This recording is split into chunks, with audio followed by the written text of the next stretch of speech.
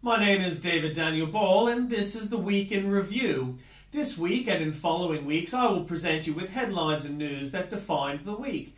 You will see pictures from political cartoonists like Zeg. You will hear about columns from Andrew Bolt, Piers Ackerman, Tim Blair, Bill O'Reilly, and other columnists from around the world, all having appeared in the daily columns. Of particular importance this week was the release of the Australian federal budget.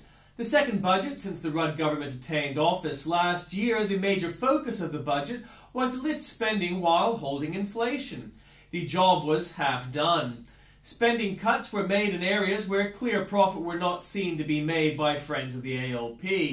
Limits were placed on payments for an effective program like the baby bonus, with the promise of a less equitable program to be introduced later. A tax was suggested for some alcohol, but not others. Promised reforms to payments to states were delayed as the incoming government claimed a weaker fiscal position than they had been led to believe from economic figures. Standing by the government was the Treasury and the Reserve Bank. The Reserve Bank lifting interest rates just in case. A year has passed and the global financial crisis became a big issue. Although Australian banks did not suffer from imprudent lending practice of the US banks instituted by Clinton, Rudd guaranteed some of them and almost caused a run on all financial services. The resulting crisis was used by Rudd to panic the government into giving away money. This became more of an imperative when Rudd was told by Obama that the Brazilians had a more popular politician than Rudd.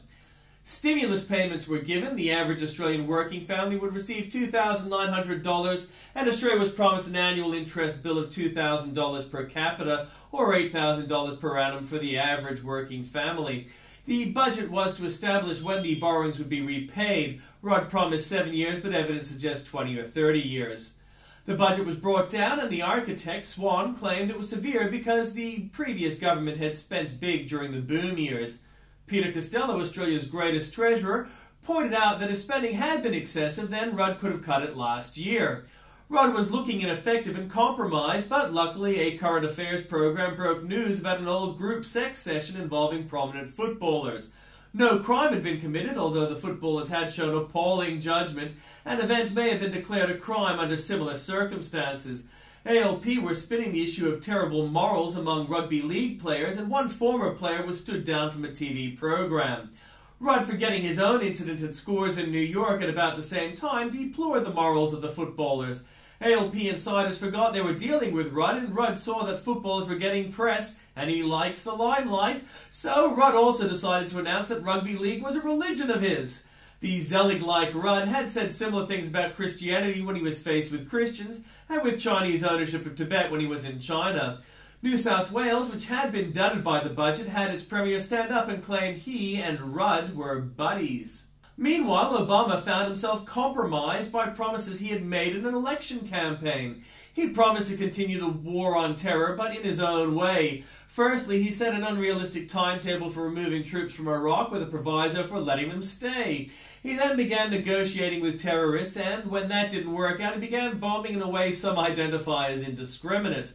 Obama made noise about torture, but then condoned a practice which probably wasn't anyway. Obama sacked a general for no reason and put a friend in their place. A Taliban group won a press campaign with Obama's help. Firstly, the Taliban rounded up villagers, putting women and children in compounds. Then they hit some U.S. soldiers and goaded them into striking targets in the compound. In order to maintain the illusion of U.S. aggression, they grenaded the victims in the compound too. Then they told the press what the U.S. had done. And the U.S., which has a history of Democrat presidents who bomb civilians and never get called to account, wore the press loss. And so we see the change that Obama promised. The U.S. has gone from being an effective guardian of the free world to a whining victim mistrustful of its own strength. Pelosi lied about her knowledge of CIA practice. That was the week that was.